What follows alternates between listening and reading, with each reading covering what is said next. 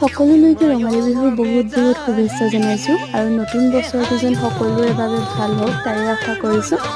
আৰু এইখন দিছে দৰ্শনৰ বাবে বিহুৰ উপহাৰ। আৰু মই স্কুলৰ পৰা আহোঁতে বজাৰ কৰি লৈ আহিছোঁ একেবাৰে, কিন্তু ঘৰ আহি আকৌ ওলাই যাব লগা হ'ল। মানে চেণ্ডেল এযোৰ আনিছিলোঁ, চাইজটো অলপ খেলি মেলি হ'ল, সেইযোৰ ঘূৰাবলৈ আৰু কেইটামান বজাৰ কৰিব থাকিলে। একেবাৰে সেইকেইটাও লগতে কৰি আহিছোঁ আৰু চবকে সৰু সৰুকৈ কিবা এটা দিবলৈ চেষ্টা কৰিছোঁ, বেছি ডাঙৰ একো দিব পৰা নাই। আৰু বিহু পূজা এইবোৰত বেলেগে অকণমানি কিবা এটা দিলেও মনটো বহুত বেছি ভাল লাগে। আৰু মই ৰাতিপুৱাই আজি উঠি পেলাই লাগিছোঁ মাহ হালধি পিছা কামত। এয়া পিচি মোৰ হৈ গ'ল। প্ৰথমতে নিজৰ মুখত অকণমান সানি লৈছোঁ, এনেও কেঁচা হালধিৰ ৰসটোতো ভালেই স্কিনৰ কাৰণে বাৰু।